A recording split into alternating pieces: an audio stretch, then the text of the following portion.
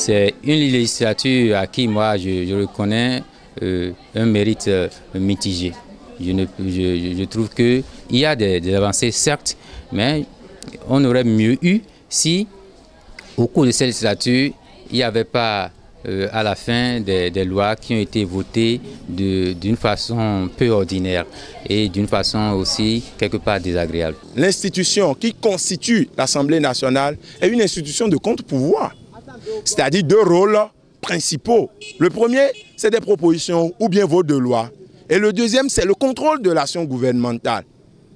Et là, vous avez remarqué que la 7e législature a été carrément absente sur ce plan-là. Les députés n'ont pas contrôlé l'action du gouvernement.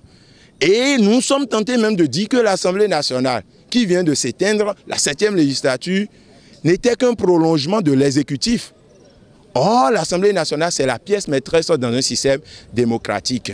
Et ça n'a pas fait vraiment avancer notre jeu démocratique. Et cette histoire d'opposition et de mouvance tue notre pays, ça n'avance en rien.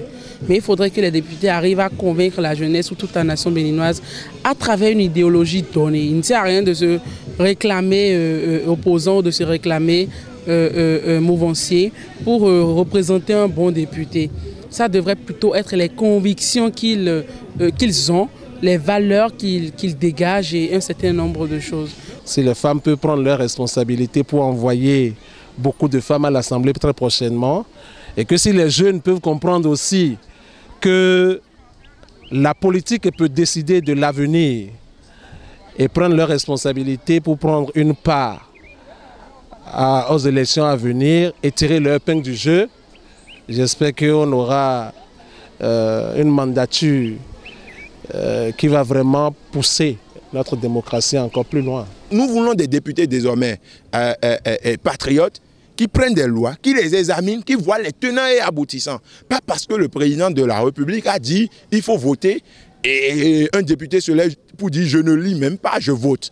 Parce que vous avez appris ça par le passé, dans la 7e législature, où le président de l'Assemblée nationale lui-même, il est allé devant le public pour dire si Talon dit il faut voter, nous on vote seulement. C'est dommage.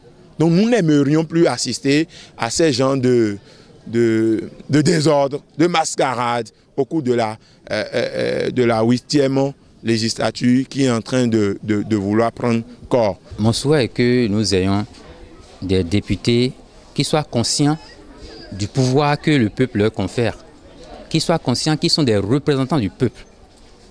Et ceci dit, les représentants du peuple doivent penser tout d'abord au bien-être du peuple.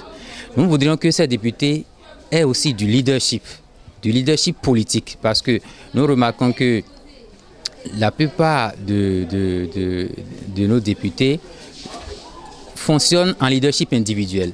Nous voudrions donc que grâce à ces rassemblements, à ces regroupements politiques, nous ayons des partis qui soient des partis leaders, qui aient une vision pour le peuple et qui se maintiennent sur cette ligne-là. Voter des lois qui vont dans le sens de l'intérêt des étudiants, c'est très important.